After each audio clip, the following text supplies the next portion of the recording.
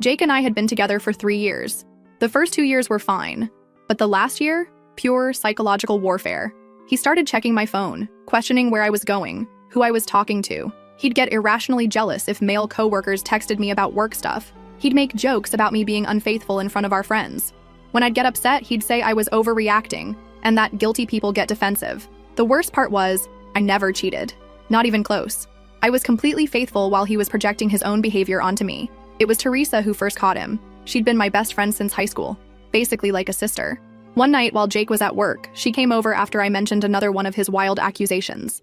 I showed her texts where he was questioning why I got home 15 minutes late from grocery shopping and suggesting I was meeting someone. Teresa got this weird look on her face and showed me her phone. Jake's dating profile, active that very day. His bio even said he was single and looking for fun. Teresa confessed she'd suspected for weeks. A friend of hers had matched with him but recognized him as my boyfriend from pictures on my social media. Teresa had been gathering evidence before telling me because she wanted to make sure it wasn't just a misunderstanding. That night, we formulated a plan. Teresa would create a fake profile and try to match with him to see how far he'd go. Teresa matched with him within hours. He didn't even hesitate. Their chats were vile. He told her he was single, complained about his psycho ex, me, who he was trying to break up with, but who wouldn't take the hint. When Teresa asked why he didn't just end it, he wrote, "She pays half the rent and does all the cooking and cleaning. Why give that up until I find something better?" He started sending her screenshots of conversations with other girls he was seeing. In these chats, they would make fun of me. He called me the most hideous creature and something so repulsive to these women. There was a message from Jake saying, "I almost gag when she tries to kiss me." And some girl responded, "You're such a saint for putting up with her. I would have left ages ago." Jake wrote back, "It's complicated, but not for long, I promise." These were messages to multiple women, all while he was accusing me of cheating. All while I was cooking his favorite meals, doing his laundry, and trying desperately to prove my loyalty to him. I didn't confront him right away. Teresa and I decided we needed more than just evidence. We needed a plan. Not to get him back, but to absolutely destroy him. The next few weeks, I played the perfect girlfriend while Teresa continued chatting with him through the fake profile. I smiled when he kissed me goodbye in the mornings. I still cooked his meals and did his laundry. I even apologized when he accused me of flirting with the delivery guy who literally just handed me our food and left. All the while I was plotting. One night, Jake came home late smelling like unfamiliar perfume. When I casually mentioned it, he got furious and said I was being paranoid and that maybe I should talk to someone about my insecurities. He said maybe I was depressed, that I hadn't been myself lately. I just smiled and apologized, all while mentally adding this to my list of reasons he deserved what was coming. I went through our finances. We had a joint account for bills, but Jake also had his own savings account that he was so proud of. He was always talking about how disciplined he was with money, how he was saving for our future. What a joke. Looking at our bank statements, I could see large withdrawals on nights he claimed he was working late. Expensive restaurants, hotel charges, gift shop purchases. That's when I knew exactly where to hit him. His ego and his wallet. I remembered my cousin Vicky. Everyone always said we looked similar, except she was the prettier version of me, thanks family. She had the same dark hair and eyes as me, but was taller with a better figure, as my mom would constantly remind me. She was a model in college and still turned heads everywhere. And she owed me a favor after I helped her through a really rough breakup last year. I called Vicky and Teresa for an emergency meeting and told them my full situation. Vicky was furious on my behalf. She said what Jake was doing was emotional abuse, not just cheating. And she was right. Teresa showed Vicky all the evidence she'd gathered, and Vicky couldn't believe someone could be so cruel while pretending to be the victim. By the end of our 3-hour conversation, I wasn't just angry. I was calculating. Cold. Ready. That night, as I watched Jake texting on his phone with that stupid little smirk on his face, probably telling some other woman how hideous I looked while accusing me of texting someone, I made my decision. I had my plan. Something that would make Jake regret every single word he ever said about me. Something that would hit him exactly where it would hurt the most. Teresa and Vicky were all in, and together we were about to teach him the lesson of a lifetime. First update. Our plan was like something out of a heist movie, except it was real and I was living it. We decided Vicky would accidentally run into Jake at his gym. He went to fitness club downtown every Tuesday and Thursday like clockwork, supposedly for training sessions, but now I suspected he was just trolling for women. Vicky got a guest pass through a friend who was a member. We studied Jake's routine. He always posted workout selfies with timestamps, what a predictable dumbass, and knew exactly when to position her on the treadmill next to his favorite bench press. The first day of Operation Takedown, Vicky wore these insane leggings that made even me do a double take. She texted me from the gym. Target acquired. He hasn't stopped staring since I walked in. What happened next was so predictable, it was almost boring. Jake accidentally bumped into her while getting a towel. Started a conversation about protein shakes or some bullshit. Asked for her number to share workout tips. By that evening, he was already texting her. I sat with Vicky on my couch reading every message, my stomach in knots. Teresa brought wine and takeout, insisting we needed fuel for the psychological warfare ahead. The texts were exactly what you'd expect. Compliments about how fit she looked, questions about whether she was single, suggestions they should grab a protein shake sometime. Here's the kicker. Jake had no idea Vicky was my cousin. We look similar, but not in an obvious way unless you're really paying attention. And Jake never really paid attention to me anymore. The plan was simple but devastating. Vicky would date him, get him completely hooked, make him spend obscene amounts of money on her, and then eventually we'd reveal everything. Meanwhile, I'd continue playing the unsuspecting girlfriend while secretly enjoying watching him dig his own grave financially and emotionally. Vicky and Jake had their first date 3 days later. He told me he had a work event that night. I kissed him goodbye, told him to have fun, and then immediately drove to Teresa's apartment where we tracked the whole evening through Vicky's play-by-play texts. He took her to this ridiculously expensive restaurant he'd never taken me to, despite my hints about wanting to go there for our anniversary. Vicky said he ordered the priciest wine on the menu, bragged about his important job and his savings account. He even had the nerve to mention he was practically single and wrapping up a dead-end relationship. When Vicky sent us a bathroom selfie from the restaurant, I almost threw up. It was surreal seeing my boyfriend on a date with my cousin while I was sitting on my best friend's couch eating popcorn and plotting revenge. Teresa kept reminding me it was all just evidence of what a piece of shit he was, and that soon he'd pay for everything. Literally. Over the next few weeks, Jake became obsessed with Vicky. He started canceling our plans to see her, staying out later, coming home with this smug look on his face like he had some amazing secret, all while Vicky reported back everything to me and Teresa. The money spending started small. Dinners, small gifts, concert tickets. But Vicky was strategic. She'd mentioned some jewelry she liked just casually while they were walking past a store. Next thing you know, Jake's dropping $500 on earrings to impress her. She'd talk about a weekend getaway spot she'd always wanted to visit, and suddenly Jake was booking hotels and making plans. The best part? Vicky would accidentally leave these gifts at his place claiming she didn't want to lose them, but really so he couldn't ask for them back later. Then she'd bring them straight to me. I now had a collection of expensive jewelry, designer bags, and even a fucking watch he bought her, all purchased with money he claimed he was saving for our future. As for the trips and experiences, Vicky had a system. She'd get Jake to book everything on his credit card. Then she'd find some excuse for why she needed cash for her half, which he'd immediately refuse because he was trying to impress her. Then after the weekend, she'd Venmo me her fun money from Jake's cash. Sometimes I'd use it for myself, but mostly I'd split it with Teresa and Vicky for what we called our revenge fund. We were building quite the nest egg. One weekend, Jake told me he had a business conference in a beach town 2 hours away. What he actually had was a romantic weekend with Vicky at a luxury resort. Vicky somehow convinced him she needed $800 in spending money for spa treatments and shopping. He handed it over without question. That money funded my spa day with Teresa at a local place while he was gone. We got the works, massages, facials, mani-pedis, all on Jake's dime. We even posted pictures, knowing Jake never looked at my social media anymore. The whole time, Jake was getting bolder with his lies to me. He started working late 4 nights a week, had business trips on weekends. Once he even claimed his mom was sick so he could take Vicky to a wine country resort. His mom called me that same weekend to ask if we wanted to come over for dinner. I made up some excuse about Jake having food poisoning. Keeping up my end of the charade was exhausting. I had to pretend everything was normal, had to keep cooking his meals, doing his laundry, smiling when he kissed me with the same fucking lips he'd been using on my cousin. Things got more complicated when Jake started telling Vicky about his horrible girlfriend, meaning me. Vicky would record their conversations, legal in our state with one-party consent, and send them to me. Hearing him call me desperate and clingy and totally oblivious made me want to burn his entire life to the ground. The worst was when he told Vicky he couldn't wait to be done with the dead weight, and that the only reason he hadn't broken up with me yet was because it's just so convenient having someone split the bills and do all the household shit. He literally called me his Roomba that also pays rent. When I heard that recording, I smashed a glass against the wall when Jake wasn't home. Teresa had to come over and help me clean it up before he got back. But even through the pain, the benefits of our scheme were starting to pile up. Vicky convinced Jake to buy her a new iPhone. Because hers kept dying, she immediately gave it to me since my screen was cracked. She got him to buy designer shoes in her size, which was actually my size. She even managed to get him to pay for a weekend yoga retreat that she never attended. I went with Teresa instead, laughing the entire time about how Jake was funding my relaxation while believing I was at home doing his laundry. Around the 2-month mark, Vicky started phase 2 of our plan. She began talking about how stressed she was at work, how she needed a real vacation. She strategically mentioned places she'd always wanted to visit. Coincidentally, places I had mentioned wanting to go. One night while on a date with Jake, she broke down in fake tears about how she'd never been able to afford a real vacation. Jake, trying to be the hero, immediately offered to help. Before the night was over, he'd booked a weekend trip to this amazing mountain resort about 3 hours away. All expenses paid. Here's where it got interesting. The day before the trip, Vicky called Jake sobbing. Her grandmother was in the hospital and she couldn't possibly go away that weekend. Jake was devastated, especially since the reservation was non-refundable. Vicky, being the thoughtful person she is, suggested he take the trip anyway since he'd been working so hard. Jake reluctantly agreed. The minute Jake told me he was going on a guys' fishing trip that weekend, his cover story to me, I texted Vicky and Teresa. The plan was in motion. Vicky had already secretly given me the reservation details. As soon as Jake left for work the next morning, I packed my bags, picked up Teresa, and we drove to the exact resort Jake had booked for his weekend with Vicky. We checked in using the reservation Jake had paid for. The front desk didn't even blink when I gave them my ID. The reservation was under Jake's name but didn't specify guest names.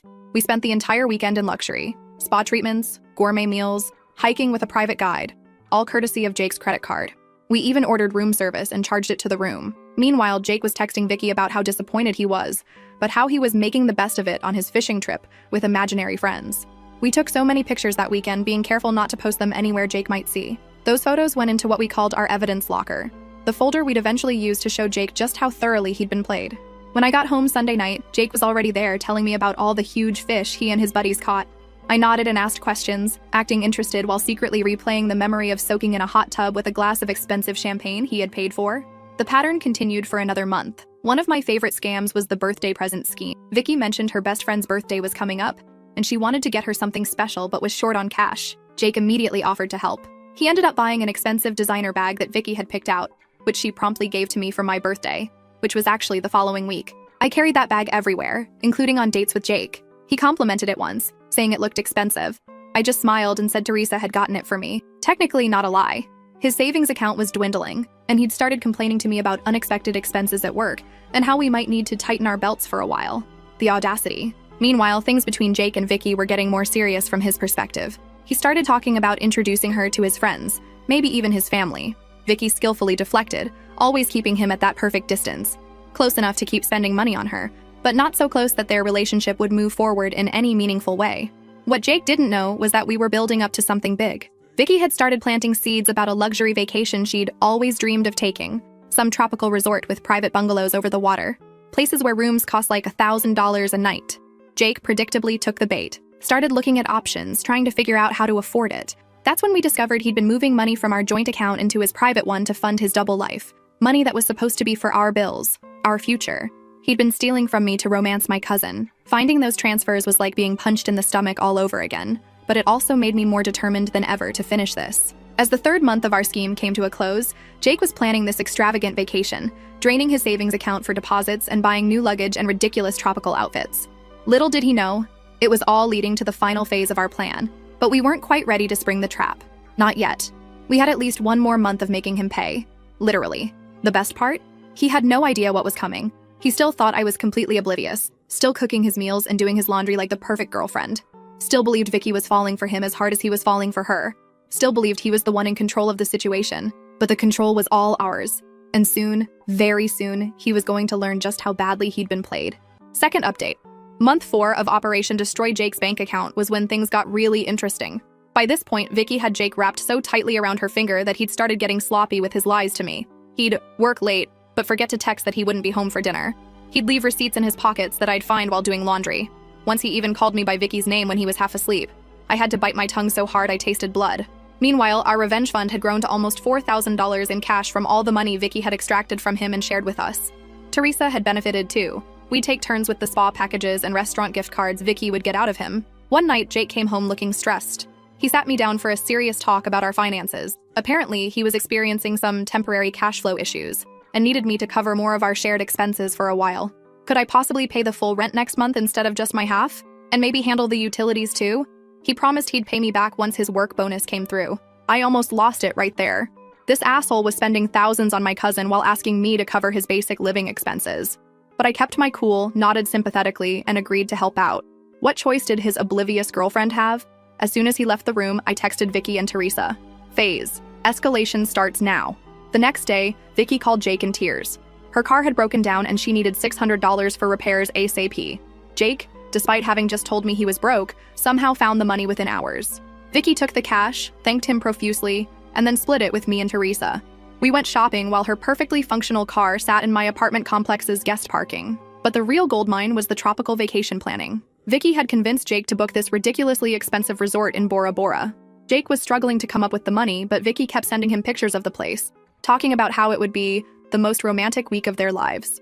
I watched from the shadows as Jake started selling things to fund this trip.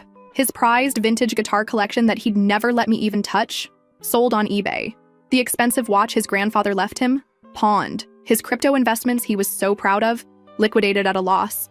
All while telling me we needed to cut back on luxuries like my fucking morning coffee and Netflix subscription. One night while Jake was in the shower, I checked his phone and saw he'd taken out a personal loan for $15,000. The absolute madness. Going into debt for a woman he'd known for less than 4 months, while telling his girlfriend of 3 years that we needed to economize. While all this was happening, I was quietly preparing my exit strategy. I'd found a new apartment with Teresa's help, affordable and with good security. I'd been moving my important documents and sentimental items there little by little. I'd started redirecting my mail to a P.O. box. I'd even opened a new bank account at a different bank where Jake had no connections. The stress of maintaining the charade was getting to me, though.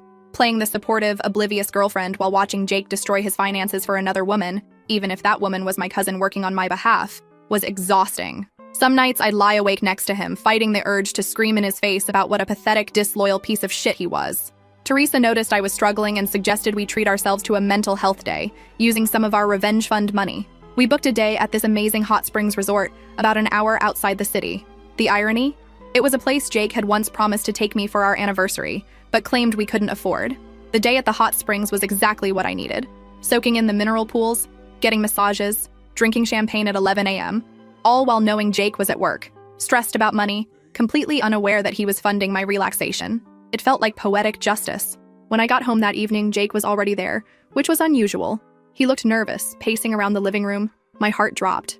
Had he somehow found out about our scheme? But no, it was something else entirely.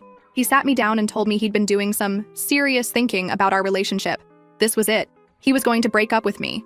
After all these months of cheating and lying, he was finally going to end things so he could be with Vicky openly.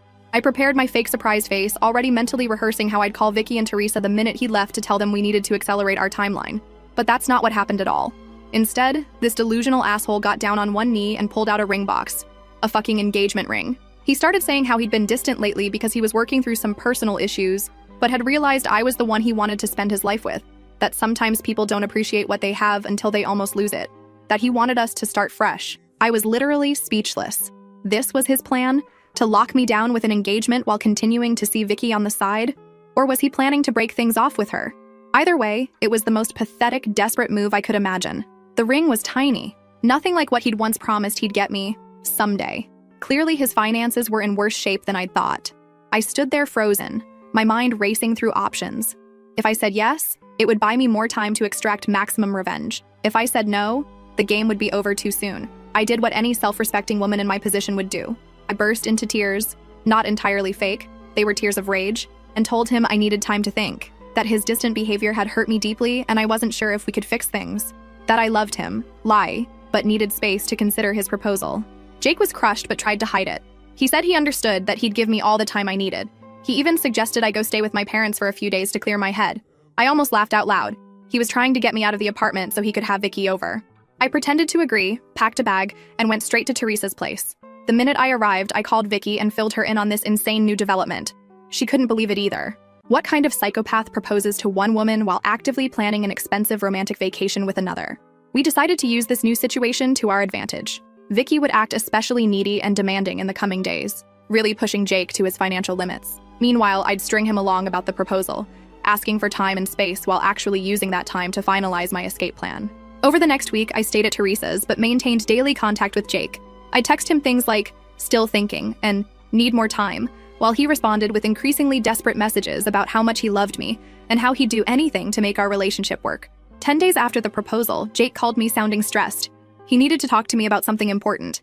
In person. My heart raced. Had he somehow figured out our scheme? I agreed to meet him at a coffee shop the next day, then immediately called Vicky and Teresa for an emergency strategy session. We decided I'd wear a tiny microphone. Teresa had one from her journalism days, so they could listen from Teresa's car parked nearby. If things went south, they'd be right there to intervene. We also prepared a cover story in case Jake had somehow discovered what we were doing. What Jake wanted to talk about wasn't our scheme at all. It was money. He confessed he'd made some bad financial decisions recently and was in serious trouble. He'd maxed out his credit cards, taken out loans, and even borrowed from friends. He needed my help to get back on track. Specifically, he wanted me to take out a loan in my name to consolidate his debts. He promised he'd pay it back, that it would only be temporary. He even suggested it could be the first step in our life together, proving we were a team who helped each other through tough times. I sat there stunned at the audacity. This man had spent thousands on another woman, lied to my face for months, and now wanted me to go into debt to solve his financial problems he'd created by trying to impress my cousin? It took everything in me not to throw my hot coffee in his face.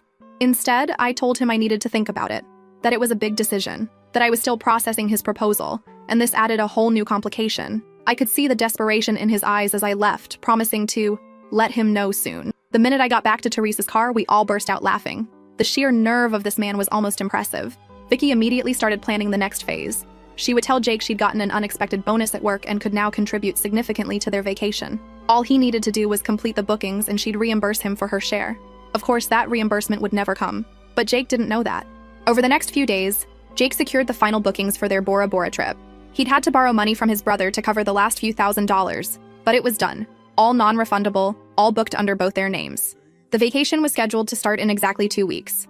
Their flights would leave on a Friday morning, which meant we had 12 days to execute the final phase of our plan. And Jake had no idea what was coming. No idea at all. Last update. Those final 12 days before Jake's romantic Bora Bora getaway, LOL, were some of the most stressful and exhilarating of my life. We had everything planned down to the minute, but there was always the risk he'd figure something out, or that Vicky would slip up somehow. Meanwhile, Jake was getting increasingly desperate about money. He kept texting me about that loan, saying things like, "I wouldn't ask if it wasn't important, and this is about our future together." The audacity of this man thinking I'd go into debt for him while he was planning a luxury vacation with another woman. I mean, technically it was my cousin working on my behalf, but still. I finally agreed to meet him for dinner to discuss our relationship and the loan situation. I chose this mid-range restaurant where we'd had our first date, partly for the symbolism and partly because I knew he couldn't afford anything fancier at this point. I spent extra time getting ready, making sure I looked amazing, hair perfect, makeup flawless, wearing this red dress he'd always loved. When I showed up, Jake's face lit up with hope. He'd been worried I was going to end things, but my appearance suggested otherwise. We ordered food and made awkward small talk while he kept glancing at my left hand, noticing I wasn't wearing the sad little engagement ring he'd given me. Finally, I cut to the chase. I told him I'd been doing a lot of thinking about our relationship, about the future, about what I really wanted. His face got all serious and expectant. Then I dropped the first bomb. I told him I'd looked into the loan he wanted me to take out and could probably get approved for $25,000. The relief on his face was instant, like a drowning man spotting a lifeguard. He reached for my hand across the table, squeezing it while saying how much this meant to him, how he'd definitely pay me back, how this proved we were meant to be together. I smiled and said there was just one condition. I needed access to all his financial records before taking out the loan. Bank statements, credit card bills, everything. Just so I could understand exactly what I was getting into. His face froze. I kept my expression innocent, like this was a perfectly reasonable request from someone about to take on their partner's debt. He stammered something about how that wasn't necessary, that he'd handle all the repayments, that I shouldn't worry my pretty head about the details. I insisted, saying this was non-negotiable, that if we were going to build a life together, there needed to be complete transparency. Jake looked like he was going to be sick. He excused himself to the bathroom, taking his phone with him. When Jake returned to the table, he had composed himself. He agreed to show me his financial records soon, but said right now the most important thing was processing the loan application because he had some urgent deadlines. I nodded sympathetically while mentally adding this to the mountain of evidence of what a manipulative ass he was. I told him I'd go to the bank on Monday, this was Friday evening, to start the application process. His relief was palpable. Little did he know I had zero intention of getting him a penny. Over the weekend, Jake was extra attentive and loving, bringing me coffee in bed, suggesting we watch my favorite movies, even cleaning the apartment without being asked. All while texting Vicky constantly about their upcoming trip, which was now just 9 days away. Monday morning came, and I told Jake I had an appointment at the bank. I dressed in my most professional outfit and left the apartment while he wished me luck. Where I actually went was to meet Teresa and Vicky at our new favorite coffee shop to finalize the details of our plan. When I got home that evening, Jake was waiting expectantly. I told him the bank needed more time to review my application, but that things looked positive. He tried to hide his disappointment and stress, but I could see his hands shaking slightly as he hugged me. 4 days before the trip, Vicky played her MasterCard. She called Jake crying, saying her grandmother had just been hospitalized and she might need to fly home to see her instead of going to Bora Bora. Jake panicked, started offering solutions. Could they postpone the trip? No, non-refundable. Could her grandmother wait? She was shocked he would suggest that. What if he went with her to see grandmother instead? No, family only during health crises. After letting him stew for 24 hours, Vicky called back with good news. Grandmother was stable and the doctor said there was no need for immediate concern. The Bora Bora trip could proceed as planned. Jake was so relieved he actually sent her flowers as a feel-better gift for grandmother. Flowers that were delivered to my new apartment, where Vicky was actually staying half the time now as we prepared for the final phase. 2 days before the trip, Jake was a complete mess. The bank, aka me, still hadn't approved the loan he desperately needed. He was trying to pack for Bora Bora while hiding his suitcase in the closet whenever I was home. He was juggling texts between me and Vicky, trying to keep both relationships afloat. It was almost sad how pathetic he'd become. Almost. The night before the big trip, I told Jake I needed to talk to him about something important.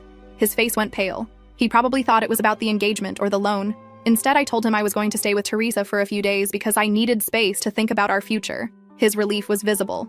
This solved his problem of how to leave for the airport without me asking questions. What Jake didn't know was that while he was at work the previous day, I'd already moved most of my remaining belongings to my new apartment. All that was left were some clothes and toiletries I could easily fit in one suitcase, which I packed while he was in the shower. As I was about to leave, Jake hugged me tightly and said he hoped I'd have an answer about our future when he got back from his business trip on Sunday. The fact that he could lie to my face so convincingly after 3 years together still astounded me. The moment I closed the apartment door, our final countdown began. Operation Complete Destruction was officially underway. I went straight to Teresa's place where Vicky was waiting. We ordered pizza, opened champagne, and went over our plan one last time. Tomorrow morning, Jake would head to the airport thinking he was about to have the romantic getaway of a lifetime with his gorgeous secret girlfriend. Instead, he was about to have the worst day of his life. We barely slept that night, too wired with anticipation. At 6 a.m., Vicky texted Jake, "Good morning, so excited for today. Can't wait to see you at the airport." Jake responded immediately, "Just finishing packing. See you at Terminal 3 at 8:30. Can't believe we're finally doing this." At 7 a.m., we watched through the apartment building's security app as Jake left with his suitcase, looking happier than I'd seen him in months. The minute his car pulled away, Teresa, Vicky, and I got into Teresa's car and headed to the airport ourselves. Not to fly anywhere, just to witness what was about to unfold. We arrived at Terminal 3 around 8:15 and positioned ourselves at a cafe with a perfect view of the check-in counters. Jake arrived at 8:25, looking around eagerly for Vicky. He checked his phone, texted her, then went to stand in the check-in line for his flight. At exactly 8:45, when Jake would be approaching the counter, Vicky sent him the message we'd carefully crafted the night before. It was a selfie of me, Vicky, and Teresa together, all smiling widely with middle fingers up. Beneath it, Vicky wrote, "Surprise, asshole. Hope you enjoy your $17,000 vacation for one. Your girlfriend knows everything." We watched from our hiding spot as Jake received the message. He froze in the middle of the check-in line, staring at his phone. His face went from confusion to shock to horror in seconds. He looked around wildly as if expecting to see us. Tried calling Vicky immediately, straight to voicemail because she'd blocked his number. Tried calling me, same result. Jake stepped out of the line, still staring at his phone in disbelief. He slumped onto a nearby bench, frantically typing, probably sending desperate messages that would never be delivered. We watched this go on for almost 20 minutes before he finally got up and walked zombie-like toward the exit, dragging his suitcase behind him. Jake spent the entire day calling us from different numbers, leaving increasingly desperate voicemails. We ignored them all, focusing instead on phase 2 of our final plan. I'd also left a carefully worded letter on the kitchen table outlining exactly what we knew, along with printed copies of some of his worst messages about me, including the ones where he called me the most hideous thing and his Roomba that also pays rent. The letter explained that if he contacted me or Vicky again with any threats or harassment, the entire evidence folder would be sent to his parents, his boss, and posted publicly. Was all of this strictly necessary? Probably not. Was it deliciously satisfying after months of his psychological abuse and cheating? Absolutely. That evening, Jake showed up at the apartment to find he couldn't get in. The security camera caught his meltdown in the hallway as he realized just how thoroughly he'd been played. Over the next few days, Jake cycled through every emotion possible. He sent emails begging for forgiveness, then angry ones calling us crazy bitches, then pitiful ones about how he'd lose his job if he couldn't repay his debts. Exactly 1 week after the airport incident, we executed the final part of our plan. Vicky, Teresa, and I booked ourselves into a gorgeous local spa resort for the weekend, paid for with the last of our fund money. While soaking in hot tubs and getting massages, we each posted a single photo to our social media accounts. Predictably, this triggered another round of desperate messages from Jake, now using his brother's phone since we'd blocked all his numbers.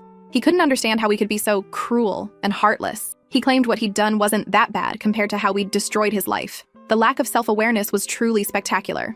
In the months since then, Jake has tried various tactics to contact me. He even sent a letter to my parents' house. They forwarded it to me unopened. What he hasn't done is repay any of the money he took from our joint account, or explain to his family and friends why he suddenly had to move back in with his parents at 30. As for the financial aftermath, Jake is apparently working 2 jobs trying to pay off his debts.